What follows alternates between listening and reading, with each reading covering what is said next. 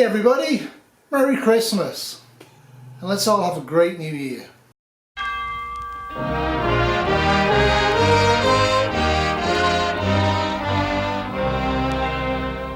God rest you, merry gentlemen, let nothing you dismay. So I was just looking at a photograph, thinking about what was, and I'm not working tonight, and I'm going to be drinking an Apocalypse beer, I think. Got this long time ago. Kitty got it for me as a joke, and I kind of kept it for the apocalypse. Anyway, the apocalypse came and went. Now, back where I started, with both the terriers, trying to make merry at Christmas. Not easy, not easy. So I haven't been doing YouTube videos. Didn't see much point to doing prepping videos after going through the super flu pandemic. So I haven't made any videos since I made the one on the bug out. And I don't really know where my headspace was when I was making those videos on the pandemic, but it breaks my heart looking back at them, and I watch them all the time. So what happened was, when I got to the Shire and Fiona and Wally were dead, one from the flu and one from suicide, I was actually really angry at them. I needed people and I didn't have anybody, and I was left to my own devices, and for about 2 weeks I drank everything I could find in the house. I even found some cigarettes that they had left and I smoked them, and every day it was a struggle, and every day I looked at the pills that were left over and thought maybe I should check out, but I didn't. Kitty had made me promise that no matter what I would look after Becky and Mr. Behr. And I did. We were well set up, we had lots of food, lots of water, but it was just me and a couple of dogs.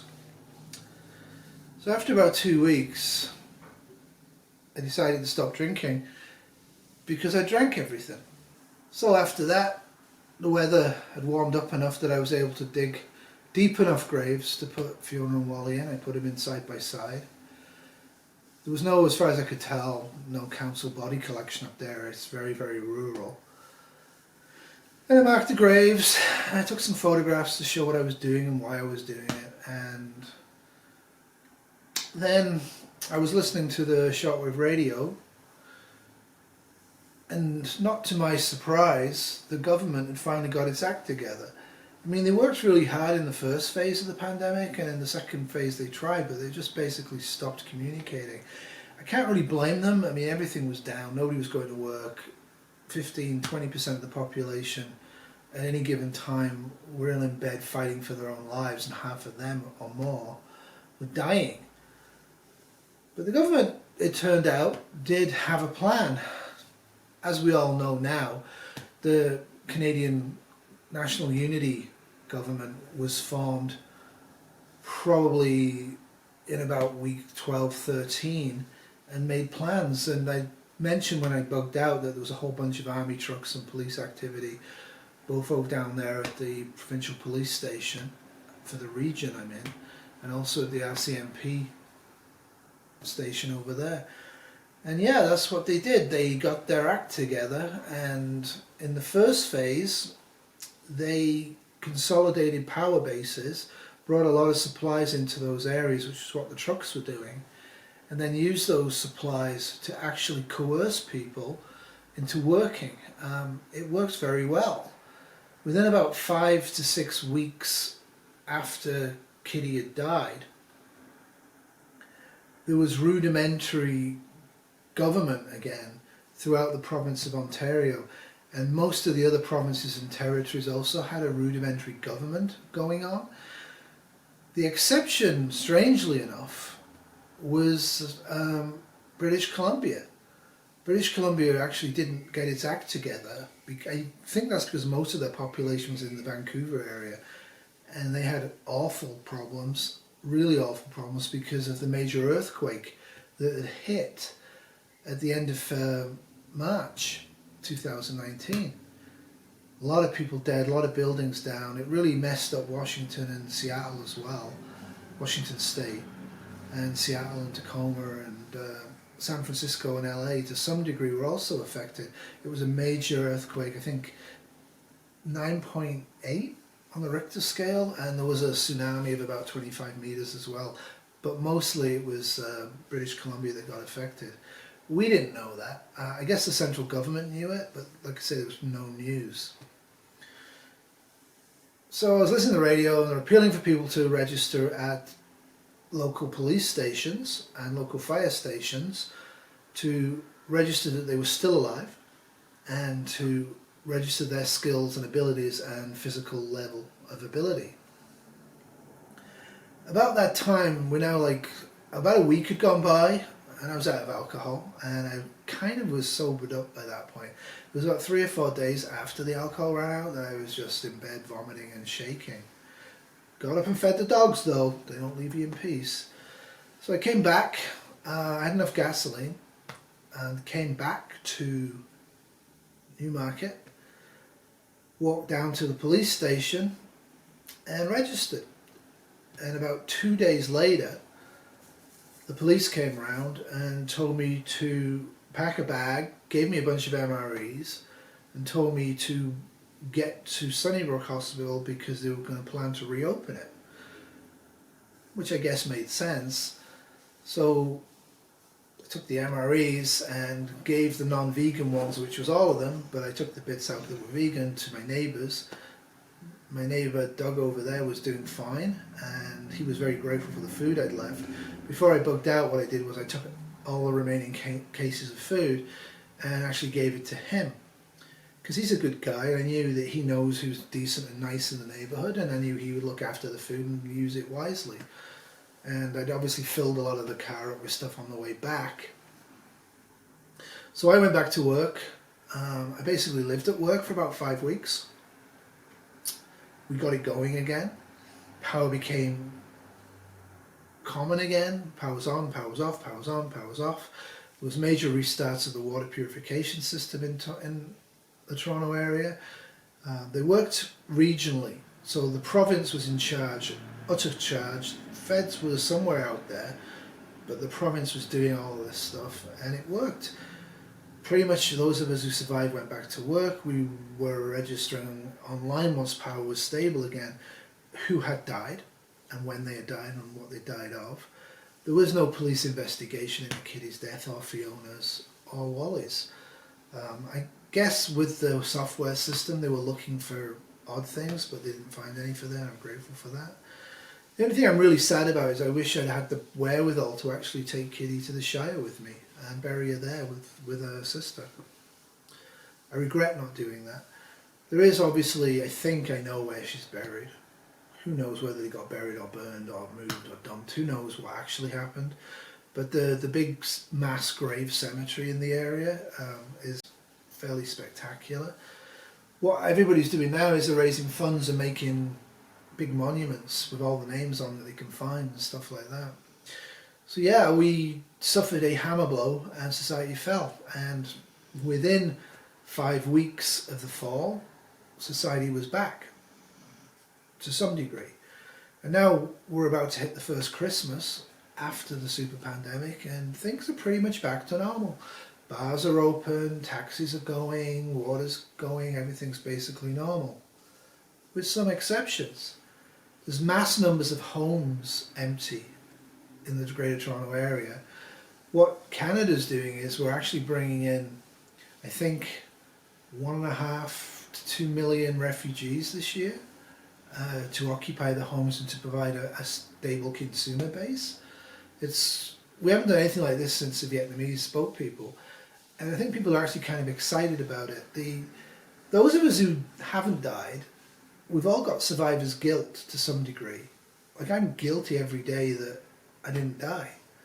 It's not rational, but I can't get over it. I don't know why I survived, so I'm constantly trying to do things to survive, to make it reasonable, to make it good. And I look at it, and I look at Kitty, and I look at Fiona, and I look at Wally, and I go, why did I survive?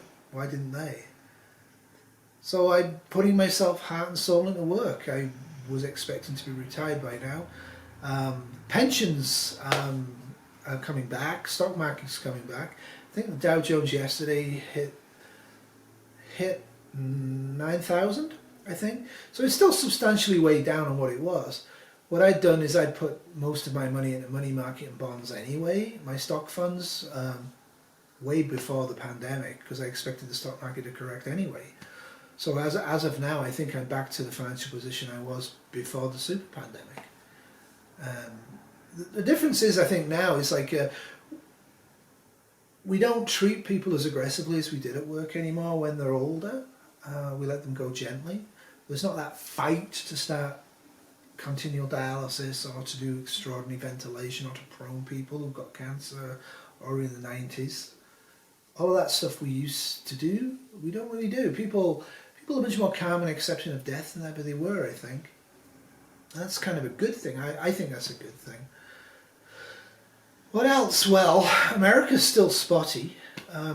One of the things we did with the Canadian task force that was set up, where they actually started out in the army bases and they started out at the police stations and the RCMP bases and the fire trade stations, brought supplies in, brought food in, brought gasoline in, and then moved outwards and outwards. So rather than trying to restart power in the province, they did it in phased areas.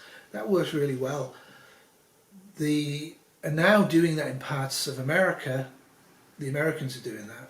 But Canada's actually down there in force. Strangely enough. What happened was a large part of America, the cities particularly, went up in smoke, literally. There was mass shootings, mass violence, and mass arson. So a lot of the inner cities in the States, I mean, I'm thinking of Baltimore particularly, are just gutted. It looks like they've been at war. And the only people they've actually been at war with are themselves, which is a shame. There is a move from the new American president. Who is the American president? I can't remember. I think the American president right now is a dual president. I think that's how they did it. I think it ended up being Biden and Pence, somehow or other. Because they've kind of got a national unity government as well, even though they kind of hate each other. So they're doing that as well. So martial law is still in effect in the States, as far as I know, whereas in Canada it's not. So yeah, America's doing okay, but it's still spotty. It turned out the states there were big, but they didn't have enough infrastructure in terms of people to deal with the health emergency, other than in the cities. And like I said, most of the cities went up in smoke real quick. So there's a lot of work for us to do down there to help our American brothers and sisters. The country that came back first, was strangely enough, was Japan. Japan, because it's got such a large elderly population, they didn't actually lose as many percentage of the population as everybody else did. And their older population remembered the post-war years and were able to actually get behind unity and helping others. And they did quite a good job down there. And Japan's probably got the biggest economy right now. China had this second wave during the first wave but didn't tell anybody. I think nobody knows for sure. The Chinese government is still secretive. It seems to be not fighting itself anymore, though there was actually warfare breaking out. At least one or two tactical nukes actually got fired in China during March from coup attempts and things. Awful, horrific down there. And they're starting to come back together. As we know, they did take Taiwan out. Taiwan is now Chinese again, which the American government probably, if it could function, would be unhappy about, but c'est la vie, it's done.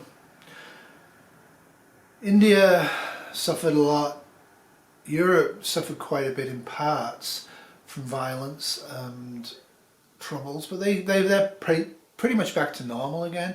The European Union actually has taken control of most of the city-state functions and nation-state functions in Central Europe, and the French and the Germans, with their partners, are basically running continental Europe as a collective, and their economy's really taking off because they literally are not 27 or 28. Nobody quite knows what happened to Britain, whether they exited or not, but They are strong. Africa, wow, Africa. Yeah, that was bad. Because of the dependence on foreign aid, because of the dependence on a lot of things, because of the mega cities, which were basically slums down there, hundreds of millions died in Africa. Africa probably hit maybe 40 or 55% total mortality. The mortality from the flu was about 14.5 to 15.5% of the total population. The mortality after the flu, because of the fall, because of clean water, because of suicide, because of civil disturbance, because of starvation in a large number of places, was at least double that in almost everywhere, including Canada. And in some places 4 times that, and Africa was one of those sad places. So yeah, I survived, Becky survived, Mr. Behr survived, he's upstairs sulking, he does that when he's not being fed. Kitty did not make it, Wally did not make it, Fiona did not make it, and I really wish they had. I'd prepped for them making it. Anyway, tomorrow I go back to work, I'm doing 3 or 4 nights, and I'm just going to lose myself in work for a bit. Really don't have too much interest in prepping anymore, which is kind of why I haven't been doing any videos or really watching them. It just seems kind of pointless. Been through it, done it. I was glad I was a prepper. Glad I had toys, glad I had technology and food startup. But none of it really mattered. I would much have been happier dying, I think. But I didn't. And there's people out there that need me, so, and little dogs that need me, so that's what I'm doing. Anyway, if you guys are still out there, any of you guys made it, let me know. I was glad to see Tyler made it. The last video he did that I saw, I thought he was on death's door, but he actually pulled around, so that's good. And there's not that many prepping videos anymore, I noticed on YouTube, whether that's just because people have found somewhere new to go to, or whether people just kind of think, not much to teach people, given what we just went through. Anyway, that's it from me. I hope you enjoyed the pandemic, through my eyes and through Kitty's eyes while she was with us. Statistically, we've got at least 10 years before a pandemic hits again, so I guess we can chill out and relax. Nobody seems very keen on fighting anymore. Nobody seems very keen on power anymore, in terms of national power. I'm sure that'll change. I'm sure as it comes back stronger and stronger, we'll slide back into our previous ways of being, seeing Africans as other, seeing Russians as other, seeing Americans as other. But for now, most people who made it just see people as people. And that has been a positive thing. Alright, that's all from me. Wherever you are in the world, if you're able to watch this, remember you're the lucky ones, and do something good each and every day for the planet and the people on it and the little critters on it. Say goodbye, Becky. Bye.